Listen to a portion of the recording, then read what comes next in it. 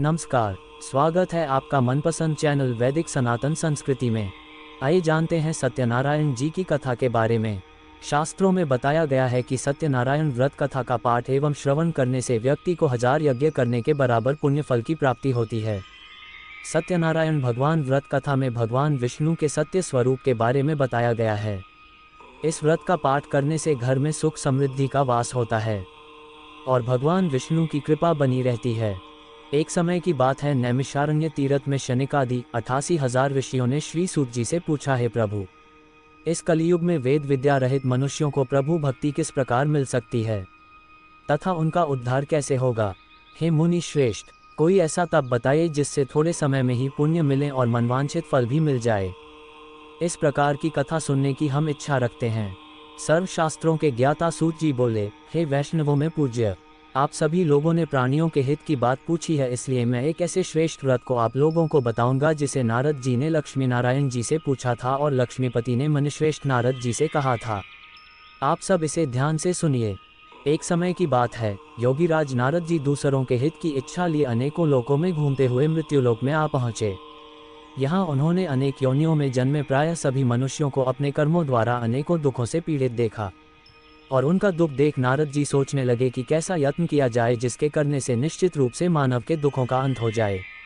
इसी विचार पर मनन करते हुए वह विष्णुलोक में गए। वहां वह देवों के ईश नारायण की स्तुति करने लगे, जिनके हाथों में शंख, चक्र, गदा और पद्म थे, गले में वरमाला पहने हुए थे। स्तुति करते हुए नारद जी बोले, हे भगवान, आप अत्यंत शक्ति से संपन्न हैं, मन तथा वाणी भी आपको नहीं पा सकती हैं। आपका आदि, मध्य तथा अंत नहीं है।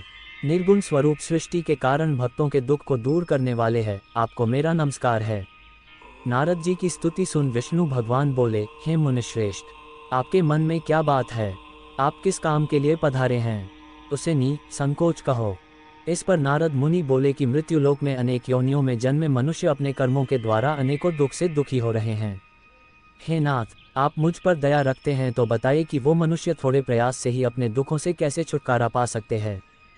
श्रीहरि के वचन सुन नारद जी बोले कि उस व्रत का फल क्या है और उसका विधान क्या है, यह व्रत किसने किया था, इस व्रत को किस दिन करना चाहिए, सभी कुछ विस्तार से बताएं। नारद की बात सुनकर श्रीहरि बोले, दुख व शोक को दूर करने वाला यह सभी स्थानों पर विजय दिलाने वाला है। मानव को भक्ति व श्रद्धा के साथ शाम को श्री सत्यनारायण की पूजा धर्मपरायण होकर ब्राह्मणों व बंधुओं के साथ करनी चाहिए। भक्ति भाव से ही नैवेद्य, केले का फल, घी, दूध और गेहूं का आटा सवाया लें। गेहूं के स्थान पर साठी का आटा, शक्कर तथा गुड़ लेकर वह सभी भक्षण योग्य पदार्थों को मिलाकर भगवान का भोग लगाएं। ब्राह्मणों सहित बंधु बांधवों को भी भोजन कराएं, उसके बाद स्वयं भोजन करें।